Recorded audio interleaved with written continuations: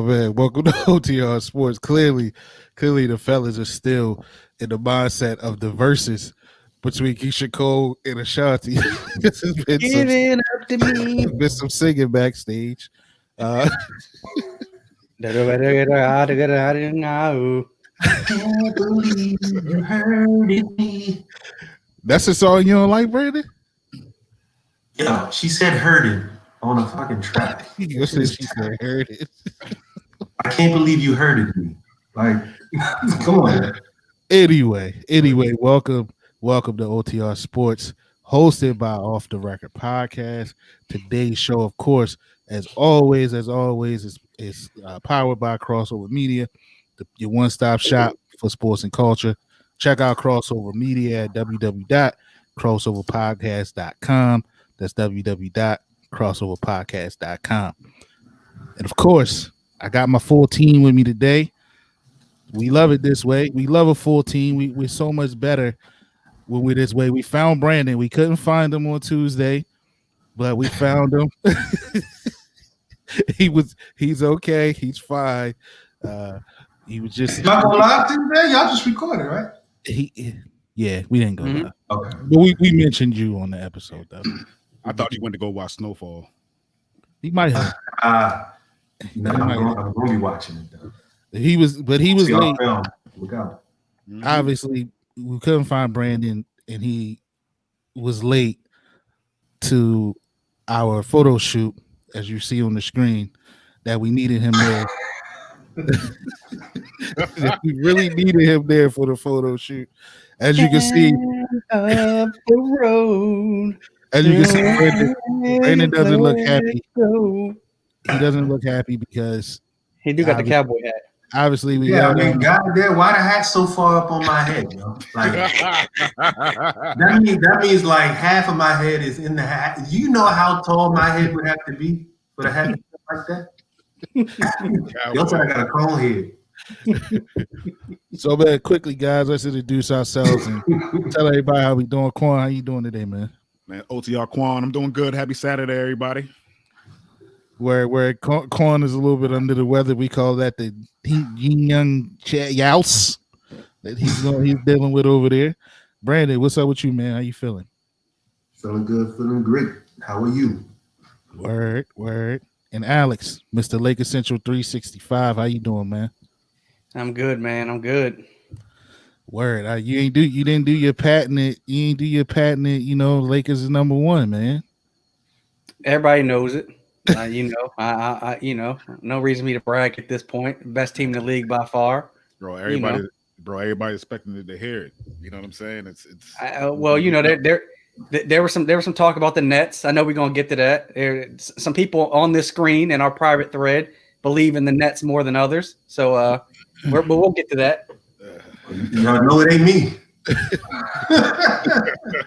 New York Knicks are the number one defense in the NBA, by the way. Since we're gonna just throw shit out there. That's actually incorrect. The Lakers have the number one defense in the NBA. Listen, I need you two to remember that little disagreement y'all had for a segment I had for you two. I like coming that. up. Okay. Just remember this disagreement y'all two just had. Like but that a lot. I want to start, of course, last week, man. We started with Kyrie Irving. He wasn't with the team at that time, and we must admit we kind of came down on Kyrie last week, right? We went hard at him, said he was being selfish. He should have been there. Maybe he need to give up basketball, X, Y, and Z. So then Kyrie he comes back and, he plays well. Let's say that first. He does play well. But after the game or before, I think it was after practice, he had spoke to the media and they had some questions for him about his disappearance and all of that. And this is what he had to say. Hope happens after this inauguration tomorrow. And also, secondly, do you feel like you can still find your joy playing basketball? Thing that is, pretty interesting in watching when you take a break from everything. There's just so many assumptions about what's going on. And so many people feel like they know me best. And they have no idea who I am, nor what I'm about, or what I stand for, or even attempt to take the time, or even for me to invite them to take the time. So it's a two-way street. And when things become overwhelming in life, you know, you just got to take a step back and realize what's important. And I love to play. That's never been questioned. I've committed myself, you know, when this wasn't even a thing for me. You know, I didn't really care about media, didn't really care about the fandom. All I cared about was just the ethics of the game and being taught the fundamentals. And now that it's become bigger and it's more of a responsibility that I have in this position I'm in, I'm grateful because I'm able to stand on this platform with others alongside of me that have sacrificed and are going through similar things. So I'm not alone in this. And, you know, that's just a big thing about also mental health, you know, just coming in and being balanced with yourself first and then being able to perform. So, you know, with everything going on in the world politically, socially, like I said, it's hard to ignore. I want to make changes daily. You know, there are so many oppressed communities, so many things going on that are bigger than just a ball going in the rim. So for me, I just, like I said, it's just the balance of it, of knowing I can delegate my responsibilities off the court to people that I'm surrounded around that are for the fight and are fighting behind the scenes and in front in the lines. And, you know, like I said, I'm not the only one that's fighting. So I'm grateful to unify with others. And that's all I've tried to do. And on the So again, that was part of his rumored absence, is that he was out there. Maybe some people called it a silent protest. Some people said he might have been out there, like he said, doing getting his Colin Kaepernick going, fighting behind the scenes, fighting for the cause. Quickly, or not much longer after he talked to the media, this also came out of the things that Kyrie has done on his own time and behind the scenes. You know, he donated $323,000 to Feeding America. He partnered with Harvest to ensure 250,000 meals. He partnered with Nike to do food and masks. He's committed 1.5 million to help pay WNBA players who opted out for the 2020 season. He paid off the college tuition to 9 HBCU students at Lincoln University, and he purchased a home for the family of George Floyd. So, with all of that said about the brother Kyrie Irving, my question for you guys is this: do we owe Kyrie an apology? I'm gonna start with, I don't know who want to go first on this one. Who wants to go first? Okay, B, we're gonna start with you. You as well. Last week came down hard on Kyrie a little bit. Okay. There wasn't a lot of understanding going on this show about where he was and why he was away from the team. I'll say that. So, do not just us, but does the world, the basketball fans, NBA Twitter, all of that, all of the above, do we owe Kyrie an apology for his absence and finding out the reason why he wasn't around? So I mean, all those things that you posted, was that what he did all of that during that time? I think the point is with me is that it was, you know, the communication factor there, the lack of communication.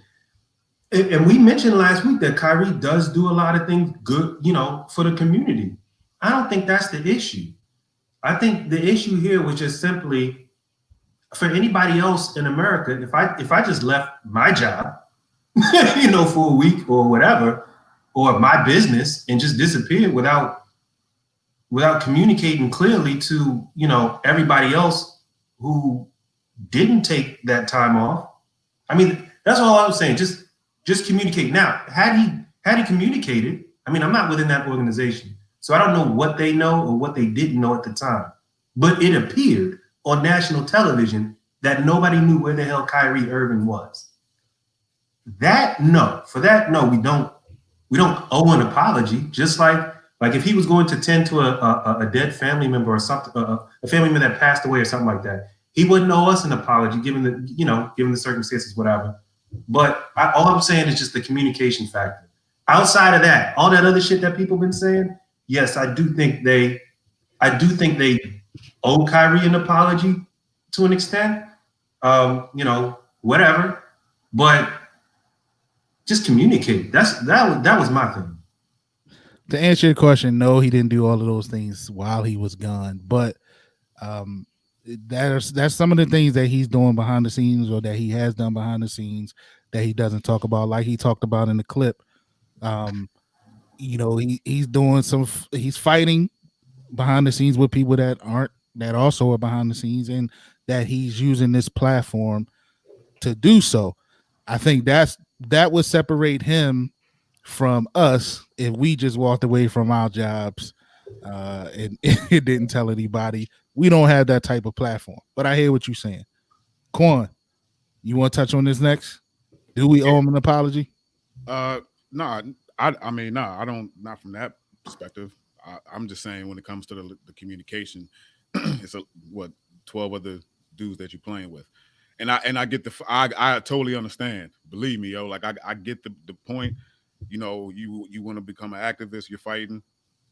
I have no issue with that. I'm just saying, dog, just let me know, like, if you're not gonna play tonight or like the next night. You know what I mean? Because there's 11 or 12 other brothers out here that's depending on you. So, and look, that's a damn good resume as a humanitarian and what he's doing. Yeah, I mean, if you're gonna attack the man personally, and I mean, if that's the resume that he's presenting, I mean, then it speaks for itself. So, I mean, I don't know. I don't know if people are attacking him personally, but I'm just talking about when it comes to communicating and letting everybody else know where you're going to be in the sense of basketball and playing. Then I mean that needs to be talked about. That needs to be discussed. Did I answer the question? Yeah. Of course. I'm gonna make sure. Of course. I I know our NBA resident specialist is itching to get it in our. I'm sorry. Let me say that again. Our resident NBA insider, Mr. Alex, is waiting and he's itching to get at this one. So, Alex, the floor is yours, man. What do you think about this situation with Kyrie? Is an apology owed to the young brother, or what? No apologies owed to him, man. You don't get to do something wrong and then prop up your good deeds and hide behind those good deeds. Like, none of us are above criticism no matter what we do. You can do 10 great things, and if you do something wrong, you still should be called out for it. He skipped out on the team. And there are one of two people he should have let know. Steve Nash or Sean Marks, the GM. Nash went on national TV and said he didn't know where Kyrie was at. If Kyrie had told Sean Marks, the GM, then Marks obviously would have told Steve Nash, right? So clearly Kyrie didn't tell one of his two bosses. So you don't get to just disappear. Now, if he was going through something, right? Mental health, whatever it may be, you're entitled to go through that and seek the help that you need. That doesn't mean you don't give your employer a heads up. Like, yo, I'm dealing with something. I need time away. But then you don't also get to be spotted out partying during a pandemic without mask on and then say, well, I'm trying to help black folks, but the pandemic disproportionately affects black people like everything else in this country. He's not owed an apology, man. Had he told Sean Marks that, hey, I need to take some time off, then that would have been what it was. But he didn't do that. So then he allowed everybody else to determine or to describe whatever the narrative was. And he brought this on himself. And it's not just this situation. It's other stuff that he's done, right? All the stuff that he's done, donating money to George Floyd's family to buy a home, donating for $1.5 million to the WNBA to pay their salaries for 2020. Like, donating to HBCUs, man. Like, there are a lot of black players that do this across all the major sports in North America. But you don't get to say you did all this stuff and then say, well, because I did these things, I'm entitled to skip out without letting nobody know. That's ridiculous. So let me flip the question on y'all this way. Do you accept, or did you take his statement as an apology to his team and the media of his absence? And do you accept it? Do you think he explained himself or why he was away? And do you think he owned up to maybe where he went wrong by leaving and maybe not sharing information or communicating, as you said, Brandon, with teammates or coaches or upper management? I don't think it was an apology. The only people he may owe an apology to are, the people within the organization, the people that are going out, and working with him on a day-to-day basis, trying to accomplish a goal. If they counted on him being there and he didn't show up, without communicating, I think that's the only apology that's probably needed here. And, through that 2-minute spiel or whatever, that 2-minute clip, he threw some hints out of there to some things that we did mention. One that particularly stood out to me was he mentioned mental health. He might be dealing with some things on that front as well. I mean, we clearly we've talked about it before. There's some signs there that he might be dealing with a mental health issue. And if that's the case, then I don't really think he owes anybody an apology for that either, because he's dealing with something. But at the same time, again, just communicate, brother. That's all.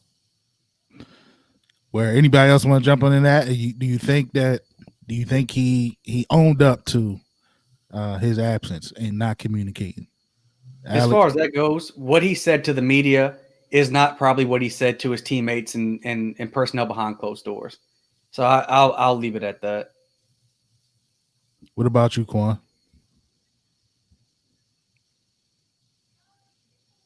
You muted, brother. My bad. At the end of the day, all you can do is take it from the horse's mouth. Everybody wanted to know where he was at, what happened, and he came out and he spoke on it. Now, as far as him having to go to the 12th degree to try to prove to everybody, I don't think he has to do all that. But like I said, you get it from his perspective, from his mouth. If it comes to something mental health wise, ultimately that's going to come first, because he needs to get his mind and he needs to get himself together. So, water under the bridge. I guess in this situation, they move on. Yeah, I think the end game is. I agree with you guys. Communication is key. I agree with also the people in the chat. You got to communicate, and you can do that and be able to do the wonderful things that he has done and that he continues to do. So hopefully, man, they seem to have gotten it worked out. I hope, and hopefully he can continue to do what he wants to do, and he finds that peace in that middle ground to be able to make sure these things are happening the way that he wants them to do. Because clearly, he feels like he has another calling on his life to use his platform. So hopefully he finds that balance, like he said, and he used that word balance to be able to do both.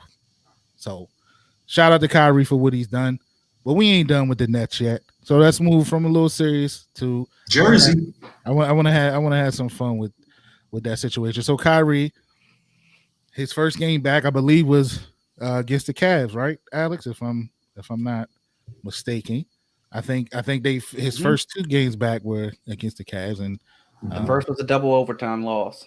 Yeah, so both were losses. So they ended up losing both of those games, and then here's game 1. This is the scenario of game 1. I'm sorry. That was this was game 1, the double overtime. The Cavs 147, the Nets 135. Kyrie's first game back. I think that Cleveland, if I'm not mistaken, had a tribute to Kyrie when he was there. So, that was nice, but they still won the overtime game there. And of course, the way the NBA is going now, they're doing the back-to-backs with the same team. So the next night, this happened. I guess they didn't believe that the Cavs could beat them back-to-back, so they proved it. Like my man Billy Ho right here proved that he can dunk and white man can't jump. I was about to say that's an interesting background. The white man can't jump. Yeah, well, I guess you're trying to say in this one they saying, man, I bet you can't dunk the ball, so you can't beat us. You can't beat us. Okay, well we did beat you. You can't do it again, and here we go. But in the midst of that, man, there was one player in particular that balled out, and Colin Sexton, shout out, wow.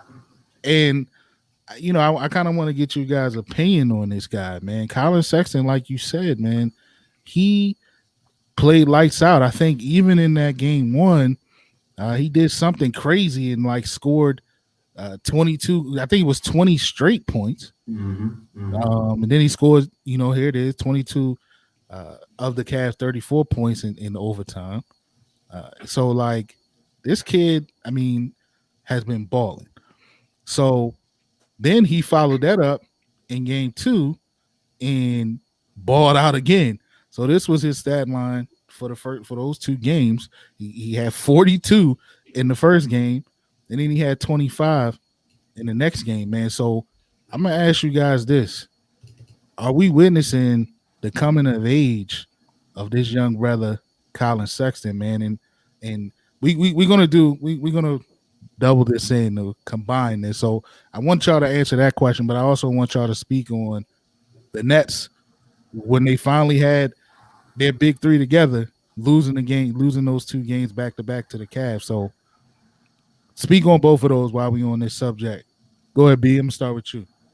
Yes, you are witnessing the budding of a star, Colin Sexton. I'm not surprised that he's playing this well. 20 straight points is surprising if any player does it. That's just great.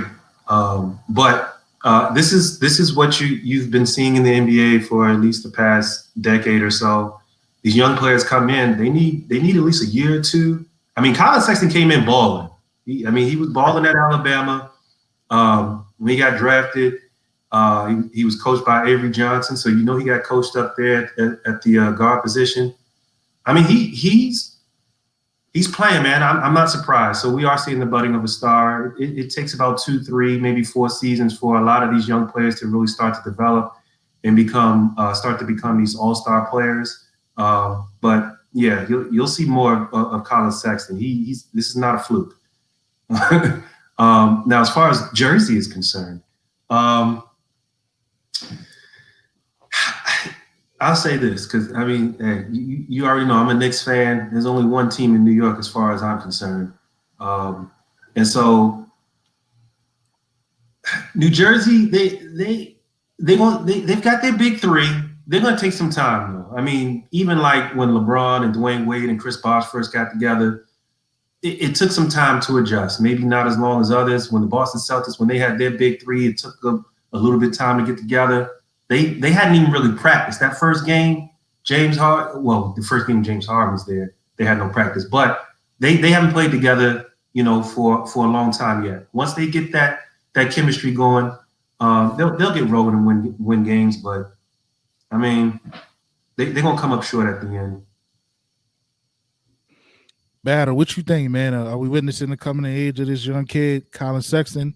And share your thoughts on the Nets having their big 3 together for the first time and then losing back to back when they are together. It seems like we are witnessing the coming of age of this young man, Colin Sexton, and he was 8th. I think he was 8th picked overall in the draft, first round.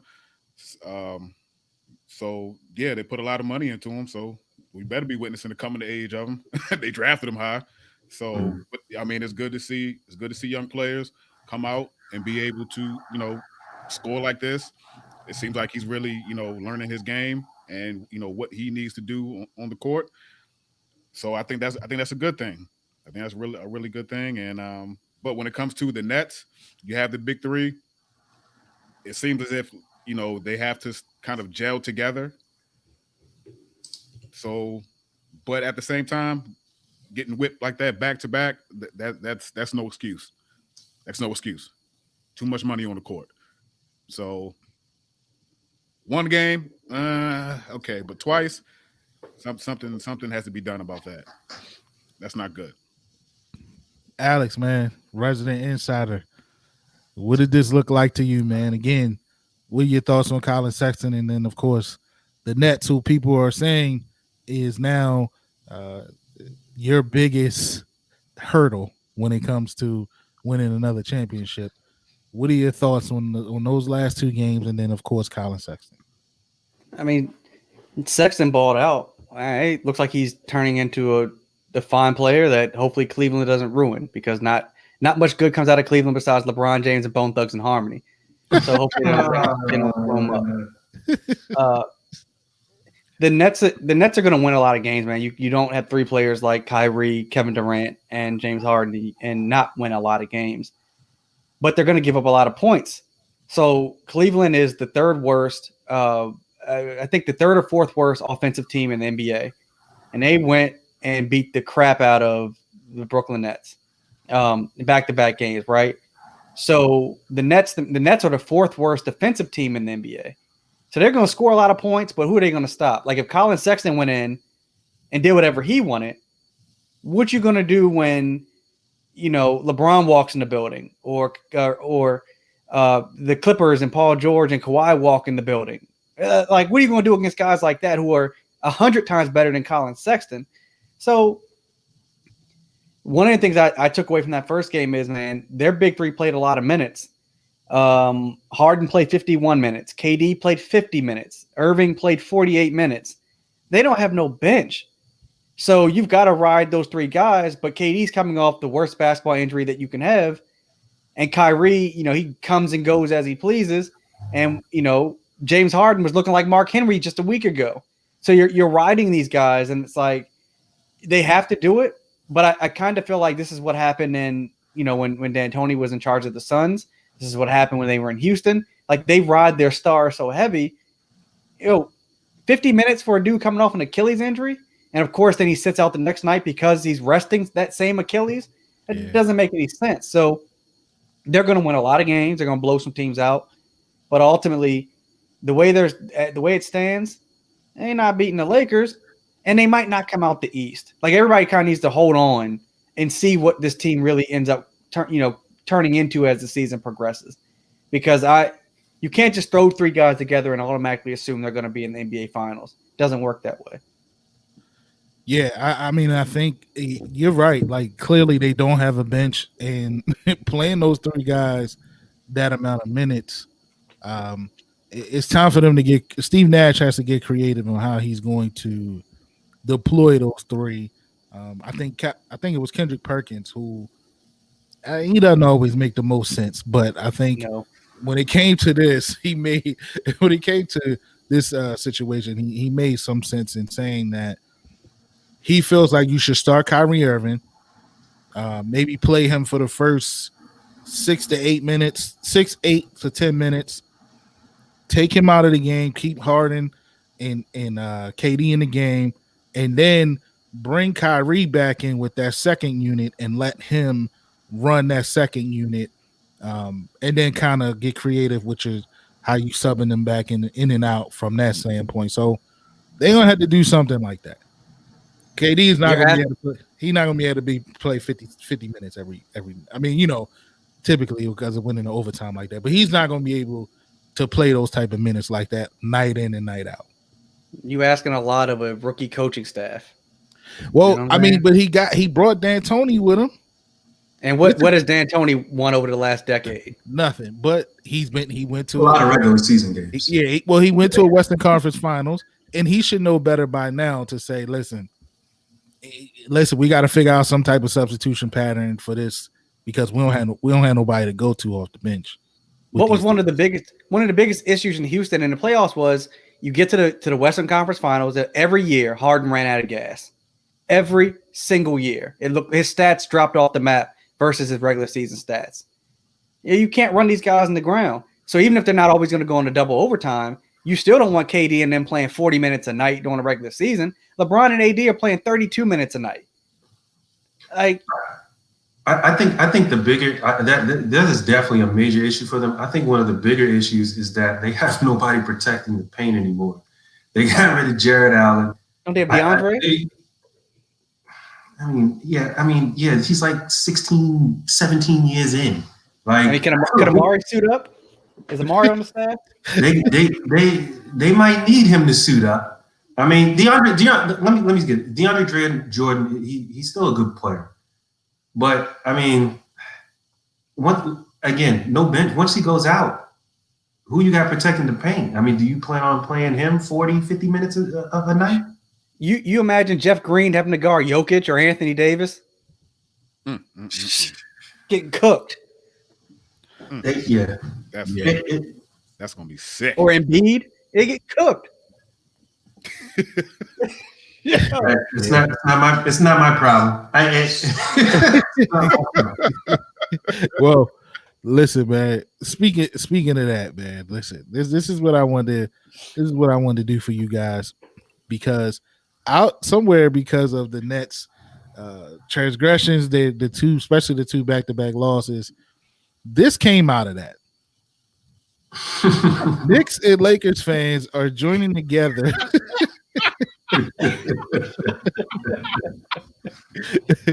for Nets slander. So that's why I stopped you guys in the beginning for arguing who was the best defensive team, because you guys are supposedly teaming up right now. I'm gonna let our Knicks fan and our Lakers fan explain this picture. What's going on? Is this true? Are you guys banding together to fight the Nets, or is this some bullshit? But I don't know, man. Like I did do some research. I did see some Knicks fans and Lakers fans sticking up for each other. So y'all help me out. Y'all explain. What's the matter, Dylan? Pushing too.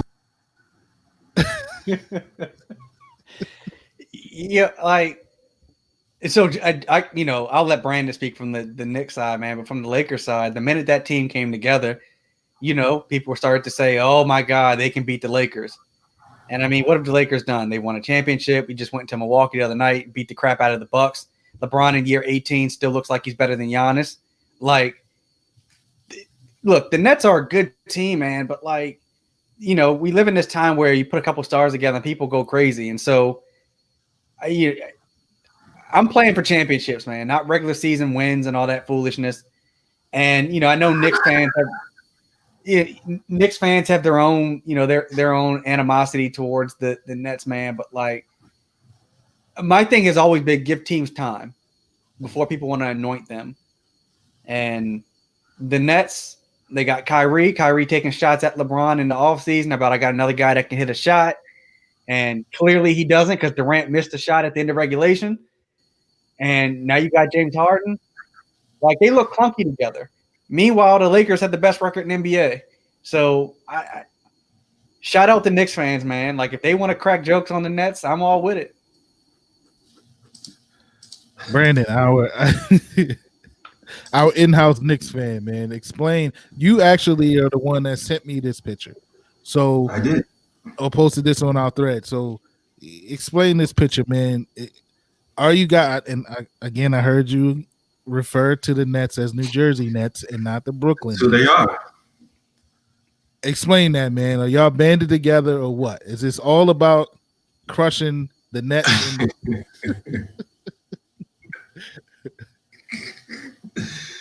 Oh man. If it bleeds, I just thought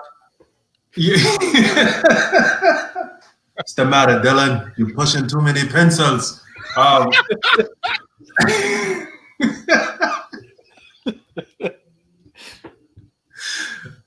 man. Oh, classic scene from Predator. I don't know if we're actually banding together here, but I do enjoy slandering the New Jersey Nets. I am. That's all. That's all I can say. Let's go Knicks. I'm not. I know the Nets. They're gonna win a lot of regular season games, whatever. But I made a bet with another one of our New Jersey Net fan friends, and said that New York Knicks would win a championship before the Nets. I still stand by that. Well, Speaking of that, yeah, there's a comment for you right there. Shout out to Lunch Break and Hot Take, the podcast. Oh, there he is. Shout out. Check out their YouTube and all of their love, man. Those guys are doing big things. But I didn't know the Nets had fans. Uh-oh. I didn't either. They do. I mean, where were all these fans when Jason Kidd was in net? Well, and in fairness, shout out to Zay in the Lunch Break Hot Take. In fairness, Zay was hollering Nets when they were like 17 and 75. So whatever. But yeah, the New Jersey Nets won't win a championship before the Knicks. I still stand by that. Okay. Well, All right. Let's say that's going to be an interesting finish to this league. There's a lot of games left, a lot of things to be ironed out, especially in what Brandon calls New Jersey. But I'm going to say Brooklyn. There's a lot of things to be ironed out with that team, but they got to figure that out quickly before they burn those dudes out. And like you said, Alex, we've seen it before with Harden in the past.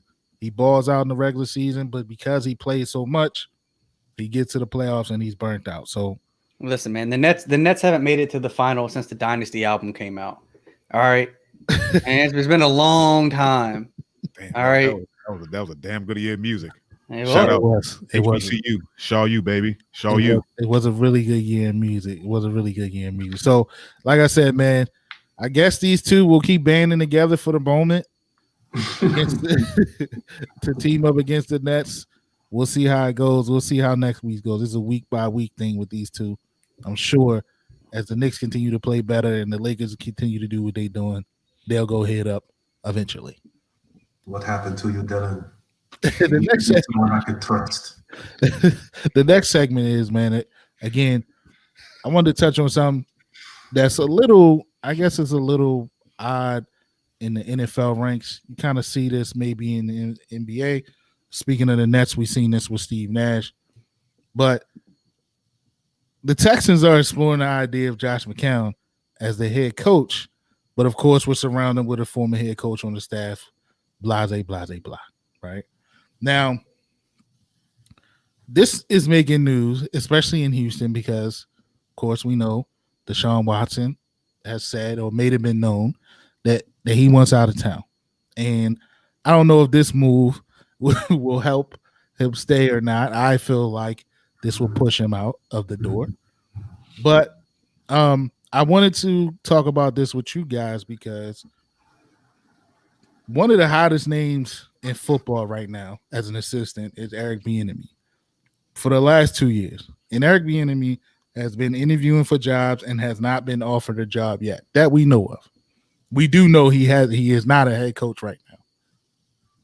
So to see this, and you know that your star player wants Eric Bieniemy, so you should be doing anything and everything to get this guy.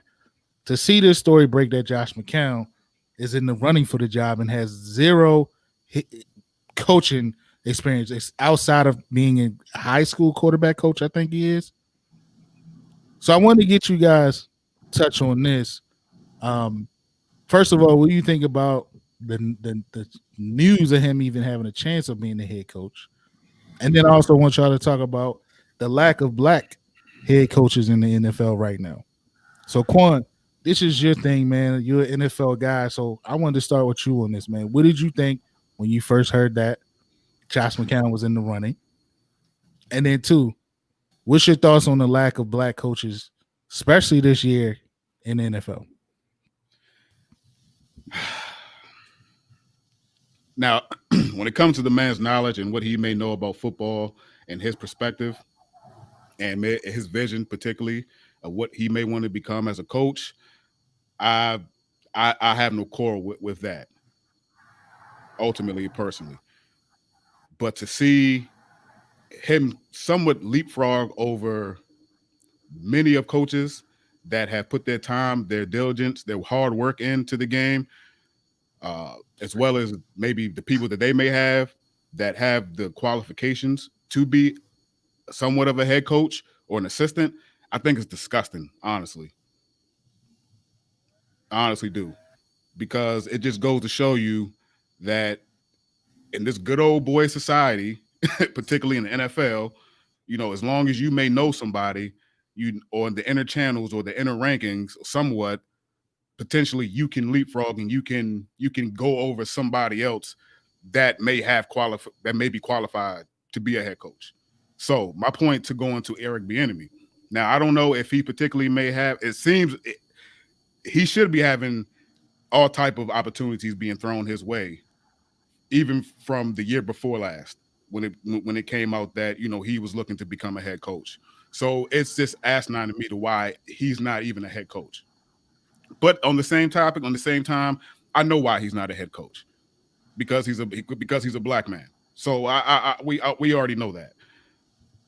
But for him, first and foremost, as well as him having an opportunity, Houston actually gave him an opportunity and interviewed him for the head coaching position. So first and foremost, they shouldn't have even let him walk out the door. To even consider even thinking of Josh McCown as becoming the head coach, and then putting somewhat sources say they're actually going to put another head coach. If he gets the position, they're going to actually tag him with another head coach to coddle him and give him some type of assistance with being passed into actually being a head coach. With the organization to where you have $100 million quarterback that just came off of a unbelievable season, to put him in that position, it's just sickening. It really is. And at the end of the day, it doesn't sound like to me Bieniemy needs to go there. Maybe he needs to go somewhere else, because what they have going on and what they got in Houston is just disgusting, and it's nasty. It's just trash. Let the man go somewhere else to where he can have a fair shot and a fair opportunity. But at the end of the day, I don't know what Houston is doing. And to give this guy an opportunity to be a head coach, not even a quarterback coach, not even an assistant coach, to give him this opportunity to become a head coach over hundreds of other coaches that are well qualified, it's just nuts. Well said, man. Brandon, what are your thoughts, man, on this whole situation with Josh McCown and the Houston Texans? Well, I see a trend in the NFL, separate from the issue of race, for instance, where teams are looking for young, fiery head coaches to identify with the players. I don't know. But if that's your issue, then let's bring it back into the race realm now. Hire a black coach. They're available. I mean, in all fairness, like, they are waiting to interview Eric Bieniemy and Leslie Frazier. And the Houston Texans said that they wanted Deshaun Watson to be a part of this hiring process. And I think that they are waiting on him because Deshaun Watson wants them to interview Eric Bieniemy in particular. If it wasn't for that, they may have already hired Josh McCown. I don't know.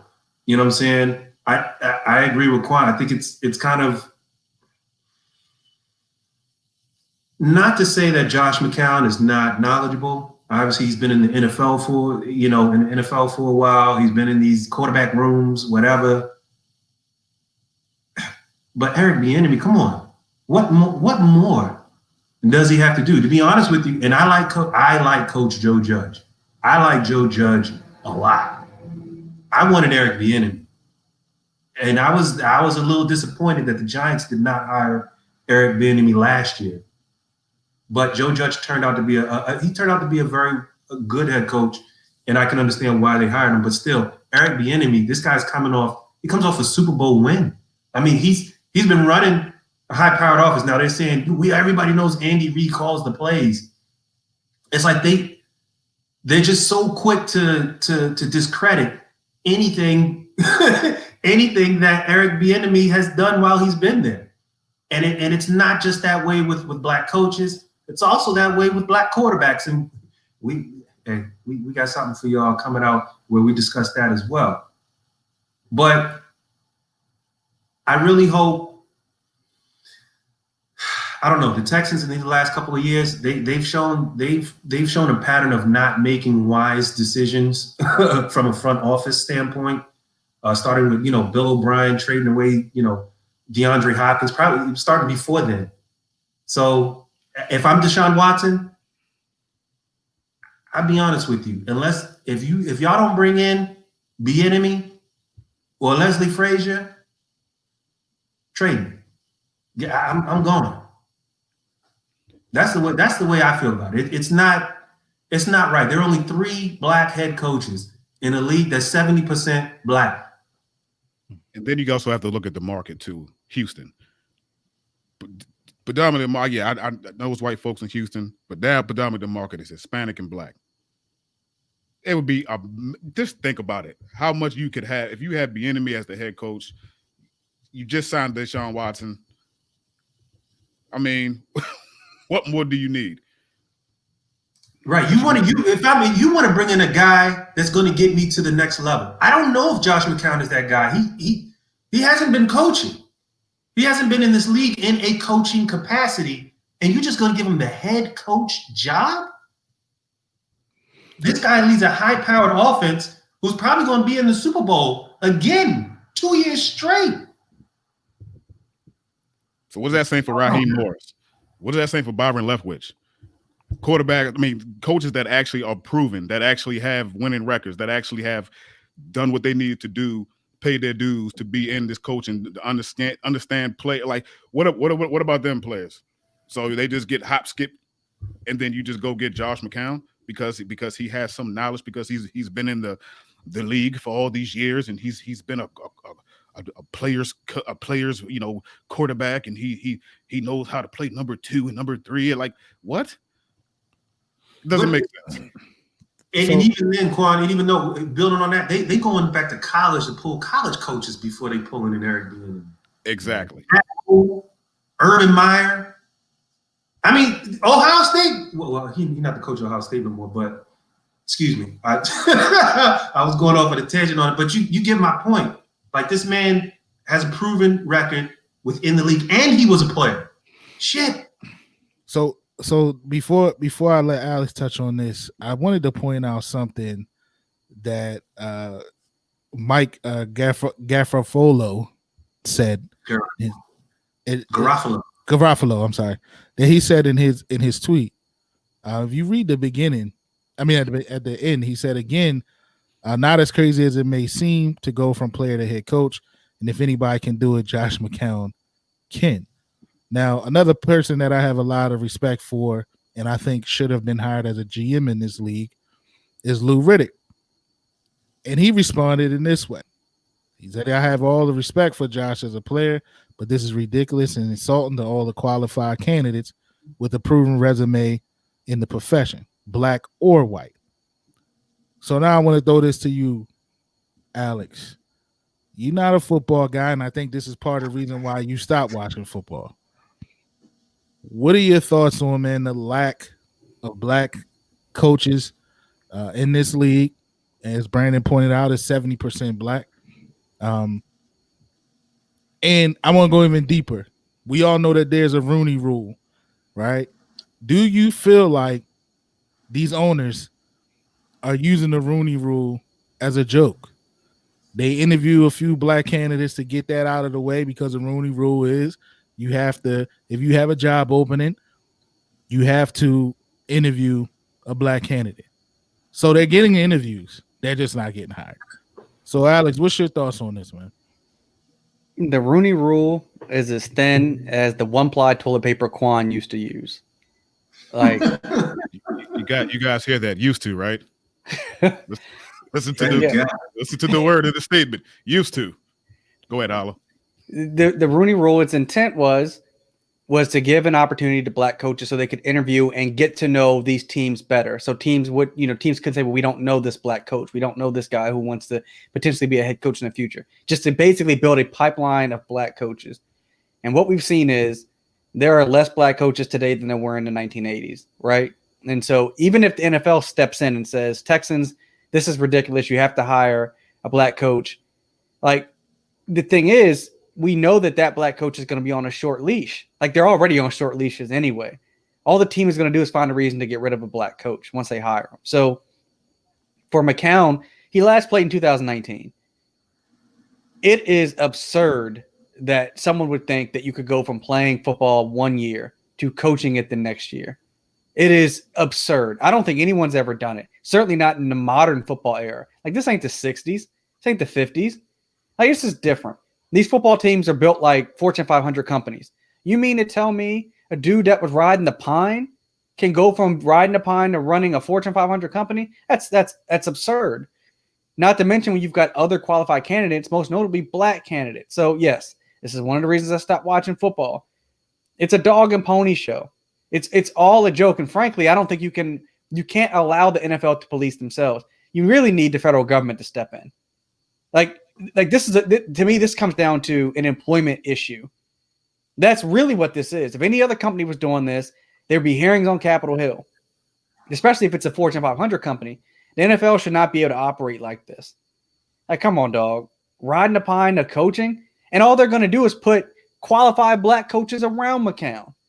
That's even more ridiculous. So Man, the NFL is a piece of shit. Like I don't curse very often. The NFL is a piece of shit. Yo, well said. And this is what I'm saying when it comes to coddling his ass. So it comes out that they're going to put a head coach, that's well qualified to be a head coach in any other team, wherever he may go, to help him along the way. But you wouldn't do that shit for a black coach. So that just goes to show you, man, it's double-sided. It's well, and even there was 3 black GMs hired. And the funny part is, even when you hire black GMs, that doesn't mean you get black head coaches, because those black GMs probably have less power than their white counterparts. I guarantee you there's somebody else in those black GMs' ear saying, you better do this, you better do that, looking over everything that they do. Yeah. It's a joke. Well, I agree with everything you guys said, but the NBA is not free from this either. It's better than NFL though. We just got through hollering about Steve Nash coming in with absolutely no.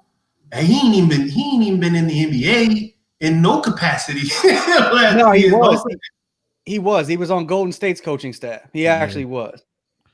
Yeah.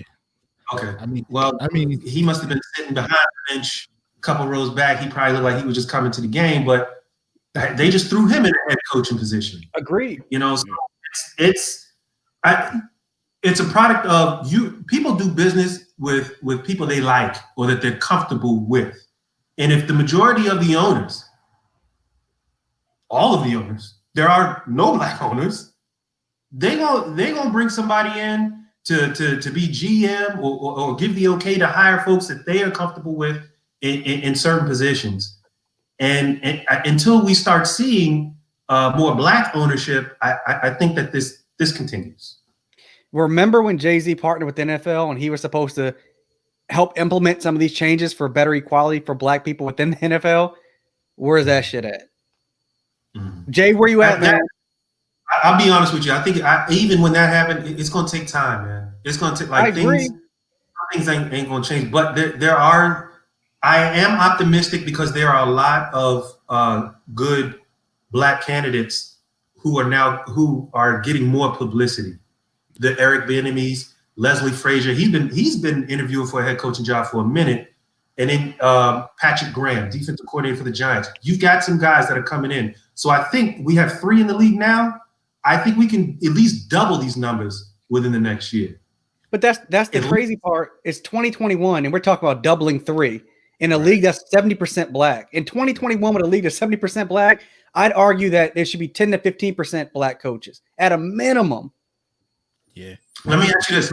If the majority of the owners were black and white folks were saying the same thing about us, do you think that we would change our ways, or we would continue to bring in candidates that look like us? I think that we would switch. We would be different. We would do what's right, because I think black people have displayed over history. We typically are more forgiving, typically more welcoming than the other folks. Yeah. And my point to that, another coach, Anthony Lynn, that just came off the year before of taking the Chargers deep into the playoffs. He had 1 season, and they offed him. Yeah. So that just goes to show you, man, that when it comes to the black head coach, GMs, you're on a leash. So let me jump in and add this to the situation. One of the positive things in the situation is that we, as Alex, you named, we did see 3 black GMs hired, which is a good thing. Like, I think before this it was only 1. What 3 teams is it? The Falcons, the Lions, and the Redskins. Now, football team. I'm sorry, the football team. I'm sorry. Now, that is a positive thing. But then one of the things that that popped in my mind is what you said, Alex, is neither one of them hired a black coach. Now, the Washington football team, they already had a coach in place. So, Well, you know, they couldn't hire anybody, but Detroit hired Dan Campbell. I wish I should have loaded up his clip of his opening his opening press conference of talking about biting kneecaps off and shit like that. he look. It's like somebody said he looks like like he's selling F-150s. Like that's how he looks. But so I mean, again, that is a positive, right? We do need more African Americans in high ranking positions like GM and other things like that. But let me ask you this before we move on.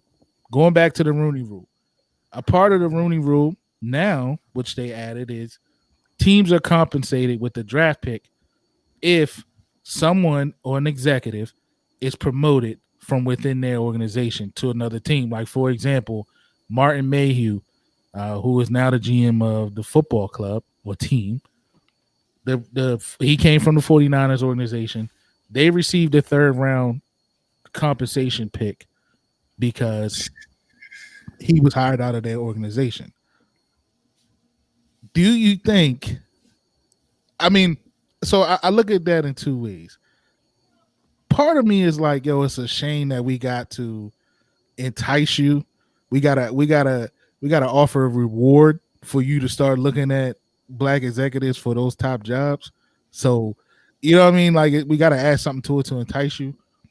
And then the other side is just like, okay, whatever it takes to make it happen. So what do you guys think about that, man? Like you said, Alice, it's 2021. Is it necessary to have to do this? Is it necessary? Yes. Should it be? No. And that's where the federal government, they should be having hearings on Capitol Hill over this nonsense. Like, that tells you how deep the racism is within the NFL that they've got, because we know how much teams love draft picks, right? Like, teams lust over draft picks in the NFL. A third round pick, we're not talking about a fifth or sixth round pick, a third round pick for one of your black employees to be promoted. The fact that they have to do that means that there's an issue there. And furthermore, just because you hire a black GM, there's an old saying, all skin folk ain't kinfolk. Just because they got black skin don't mean they one of us. Well, I think that it is necessary. I mean, you know, the NFL obviously holds a certain place in people's minds and hearts because we love sports and stuff, but ultimately it is a business. And they use these same tactics in businesses for other things.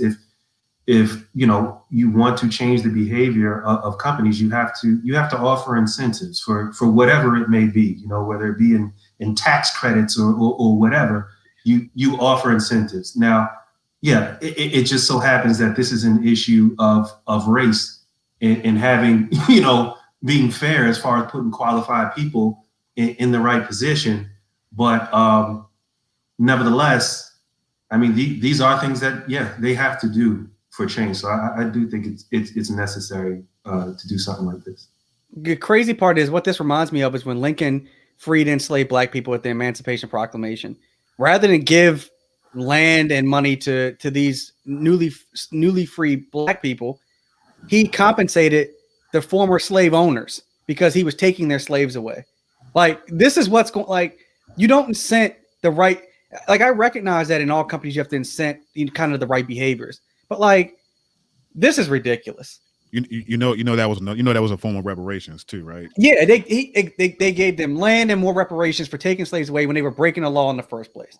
Like, right. And that's my thing. Like, if that's exactly what the NFL is doing, rather than nip this shit in the bud, they are just incenting these teams. And this is why I told you guys y'all should just talk about it without me. I can't. It's frustrating.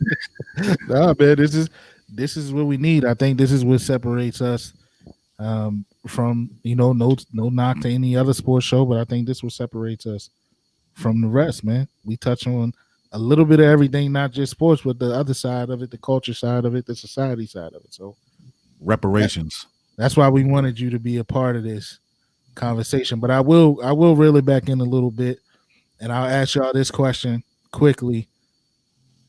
So does this make Deshaun Watson stay? If Josh McCown is named the quarterback, the coach, does Watson stay? No. How many years is on his contract? He just read up. Oh. Yeah. Well, he's at the mercy of the team. This ain't the NBA where you can force your way out. Well, he can force his way out. They say he's willing to withhold his services he does have a no trade clause in his deal, so he can kind of dictate where he goes as well. So he has some leverage, but not all, of course. He has some, but it is risky because he's going to have to sit out. He's going to sit out. He's going to have to sit out for a while. We've seen these owners with other players. These mugs will sit and mugs will move on. Yeah, they did it with Le'Veon Bell. But you know what? I would do it if I was Deshaun Watson. Then I sit. I will sit. Right. I'll play. I'll go practice. You know what I'm saying? The receivers I'm good with, I go out there be running routes, but my ass wouldn't move. I wouldn't budge until you either trade me, send me somewhere where I want to go, or y'all handle it, because this shit is a dumpster fire waiting to happen. So don't put me in that position. Don't put these fans in that position. If you're gonna pay him $100 million, then you need to get some people around him that's gonna make sure that they have the best success for the team, him, the organization, and everything. If that ain't gonna happen, I'm sitting. Well, I want to learn from the guy who's coaching Patrick Mahomes and winning Super Bowl. Not Josh. So I think part of the situation with Watson is, and I'll ask you this question, Brandon, or to piggyback off of what you said, can they afford to have $100 million face of the franchise sitting? Like Le'Veon Bell versus Watson sitting is two different situations. You just gave him $100+ million. He's your franchise player. Can you afford to have something like that sitting? So that's something that they will have to weigh, of course, moving forward. Now, rumor is that he's done. He feels like he was lied to. He was promised to have some say on the GM search, the coach search, and obviously he didn't have any input on either one. Houston didn't request to interview Bieniemy until all of this stuff came out about Watson being unhappy. And that was the guy he wanted.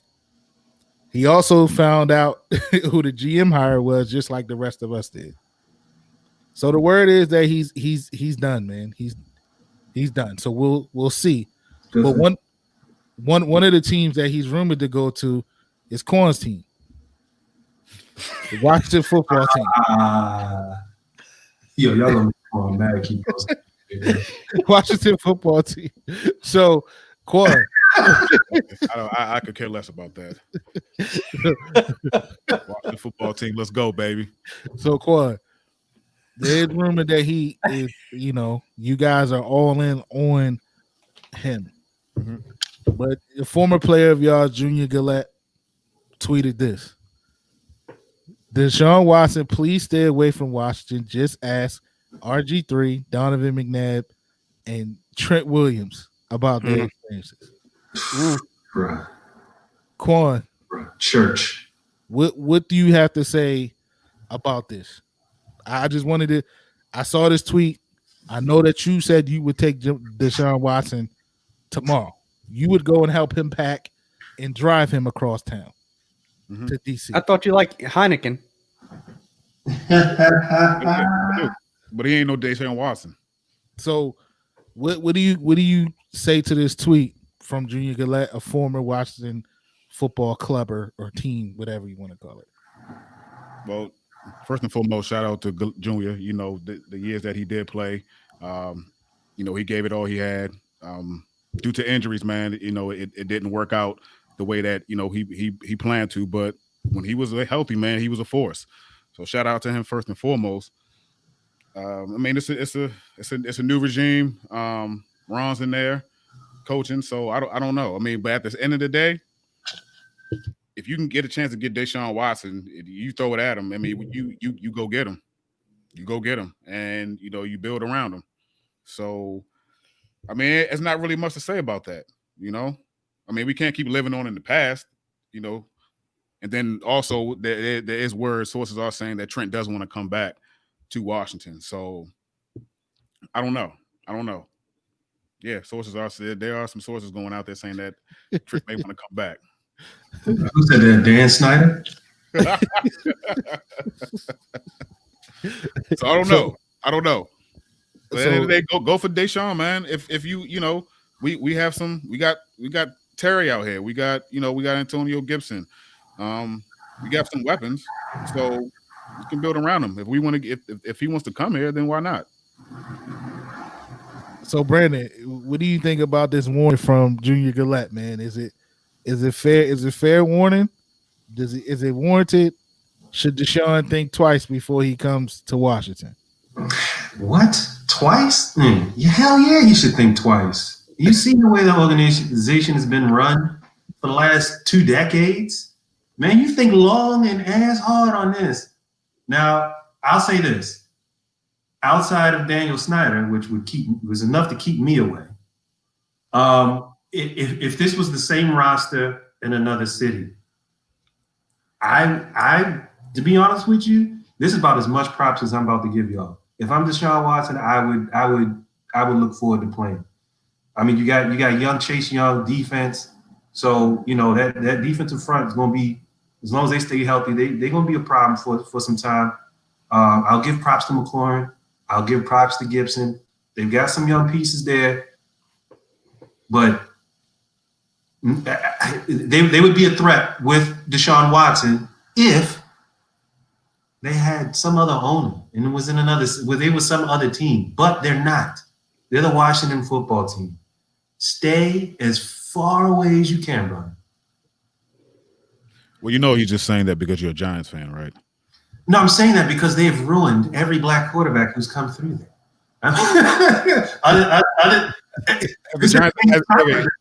Yeah, I mean, have the Giants ever had a black quarterback? Ooh. That's a good point, bro. Yeah, I don't think so. Okay. I can't even say nothing to that. You shut me up today on that one.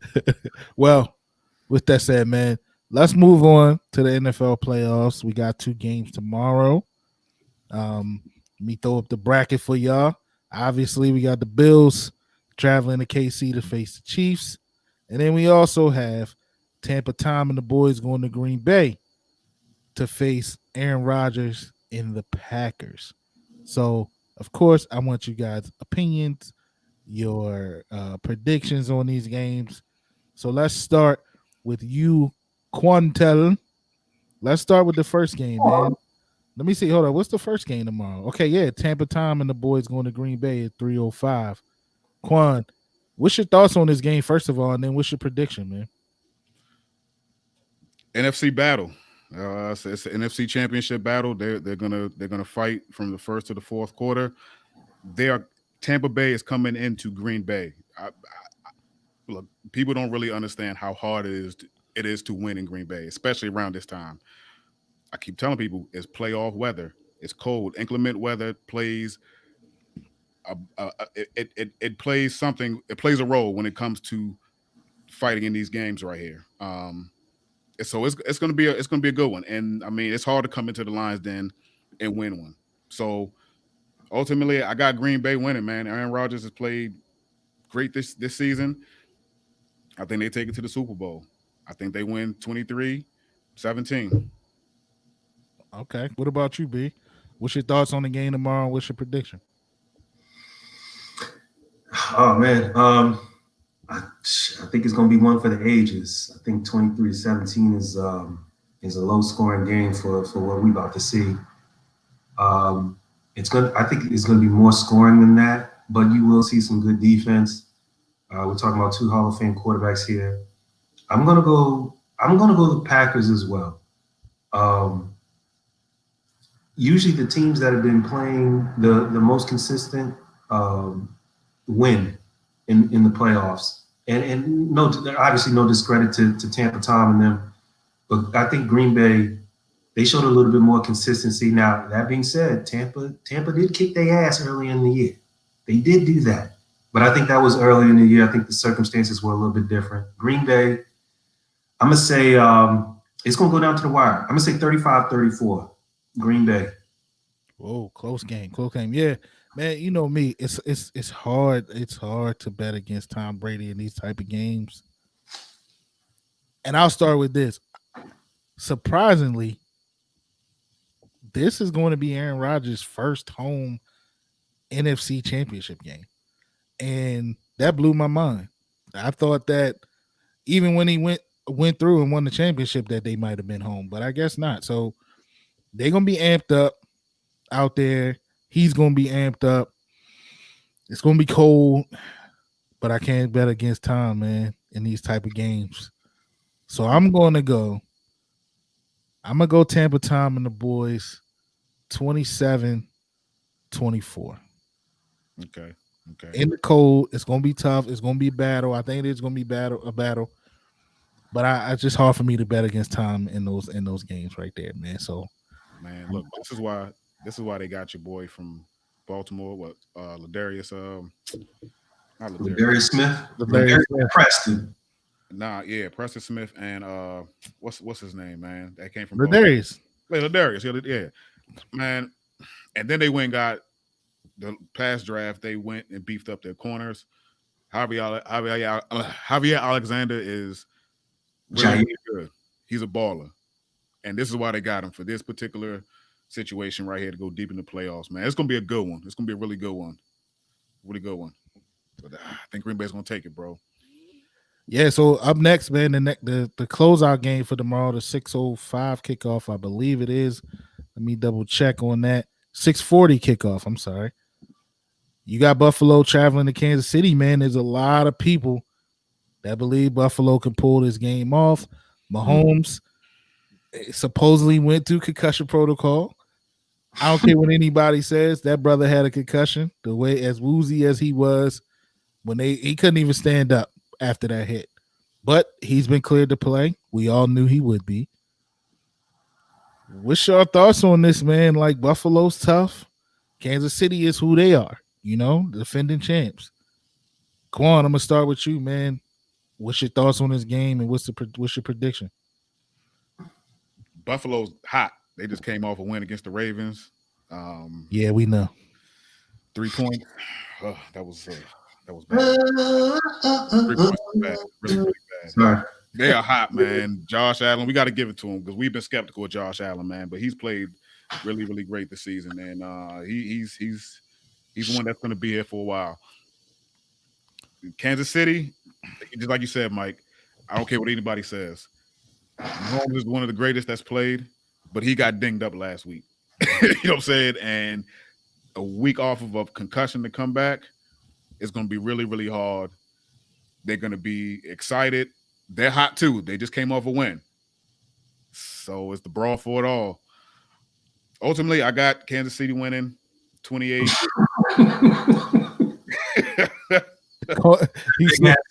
Ultimately, I'm going to say all that to say Kansas City still going to win. Still going to win. Kansas City still going to win. 28-21. Buffalo. Still going to win. What about you? Oh, my bad, Quan. I'm saying even if I hope he doesn't get hurt, but even if Henny comes back in there, they're gonna win. If Henny come back in there, it's over. I don't know.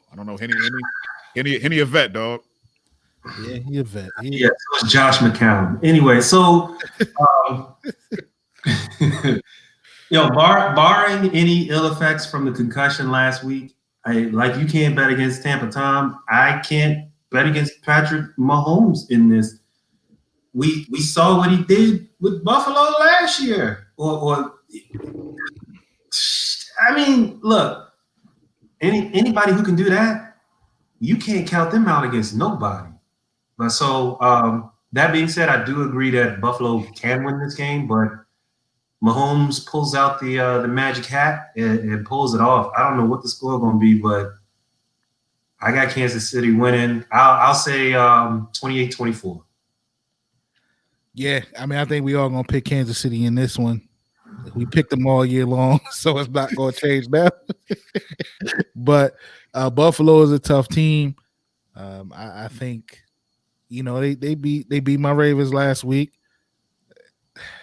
I'm not even gonna get into that. They're a good team, but they can very well win this game. They got the pieces to do it, and I think a lot of the Buffalo fans or the Bills Mafia, they looking at this as a get-back game from earlier in the year when Kansas City kind of whipped up on them. So they reeling, they ready to go.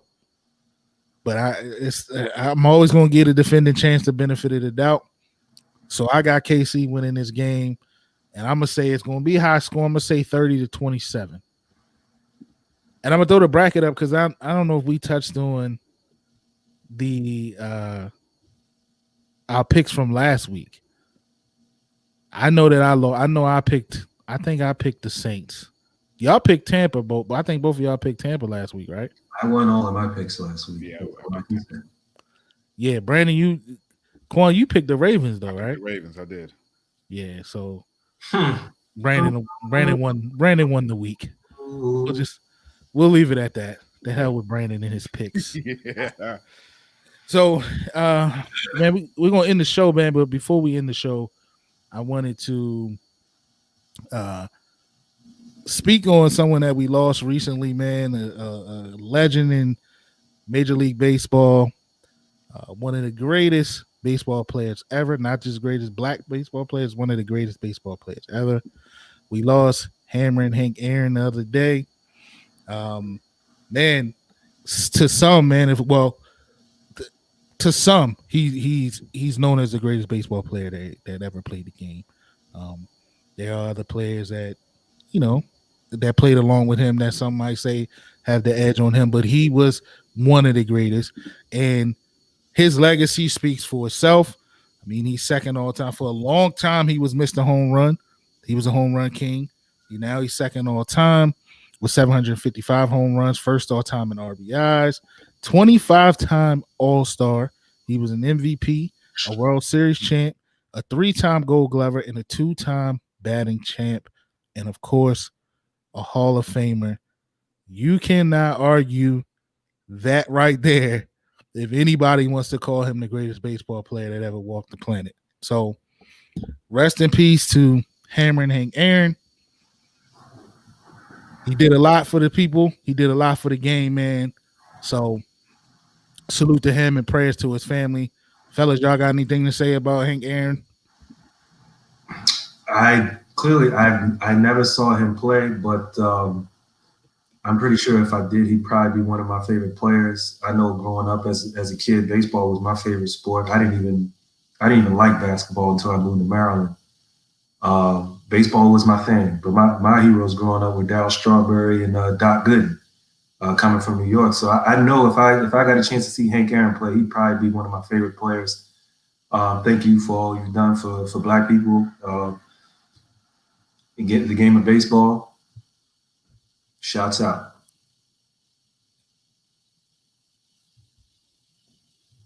Mike, you want My bad. I was muted. Quan, you got anything to say about Hank Aaron? Just thank you for all you've done for our people and showing us that whatever you put your mind to, that you can do the best of it. And just like I said, thank you for everything. My condolences to the family, and we just thank you for everything you've done. Word. So listen, man, that's gonna be it for this Saturday, for this OTR Sport. We're gonna close out, and you know how I always close out. I close out with some final thoughts from the fellas. I don't know if Alex gonna want to jump in here. He look like he eating a sandwich or something right now, backstage. Nah, bro. Some turkey wings, some kale, and some gravy and rice. He actually had a full meal instead of a sandwich. So I had to regenerate. But I'm gonna pass it to my guys, man. Anything in closing for the ending of the show, man? I'm gonna start with you, Quan. All right, man. Have a blessed Saturday, and follow us, subscribers. Continue to tune in. New subscribers, continue to look out for us, and we're gonna keep it moving. Word. B. Anything in closing? Also, I saw today. Rest in peace, Larry King. He also passed away. Great Larry King. So rest in peace to him as well. Also, again, and I said this last week, respect each other's differences, man. It's very apparent we all have our own realities. It's okay to think differently than others, but it's also okay and necessary for us to respect one another. All right. Well said. Brandon dropping gems on us. Hey, holla, man. Anything in closing, man? Yeah, my condolences to Hank Aaron's family. not only did he push baseball forward, man, but he pushed all sports forward, man. So my condolences to his family. Yeah, man, I echo everything that my guy said. As always, you can follow us on your social medias, Twitter at OTR_pod, on IG and Facebook, it's OTR_podcast. Find us on all your streaming platforms for your podcast listening pleasures. We coming out OTR Sports, its own show. We'll be on those platforms coming up soon, so you'll be able to listen to this away from the regular off the record podcast. So check all of that out. Of course, check out Crossover Media on social media at Crossover365 or crossoverpodcast.com. And of course, I got to shout out my man show, Lakers Central. That's Lakers Central podcast. You can find that on all your social medias at Lakers Central 365 for all your Lakers news and action and all of the above. So today, man, I'm gonna end the show a little differently than we usually do. This is personally for me and Brandon. It's a young guy that we've seen and watched grow up. He's doing this thing musically, so I wanted to end out the show by playing a clip of his last track. So we gonna holler at y'all, man. We out. This my man Art. Check him out. Peace. All my pride in my life is on the line for it. I do it for the cause and I die for it. I make one call to the gangsters, they gon' slide for us. Got the nerve to wonder why we looting. We cooperate, hands up and they still shooting. Ask us why we mad, where do we begin? When they stole us from our land, it became a trend. Try to kill my pride, it won't never die. Try to take my life, I won't never die. We the gods staring at the devil's eyes. It's the revolution and it's televised. I say I gotta do it cause I swear there ain't no hoe in me. This ain't just no spoken word, there's motion in my poetry. They had me in them shackles, I broke loose, they ain't controlling me. They feelin' like it's R&B, but trust this ain't no Jodeci. Niggas know it's time for a change. They say this shit ain't slavery, but sure do feel the same. I got the melon and I got the juice. Now they wanna hang us by the noose.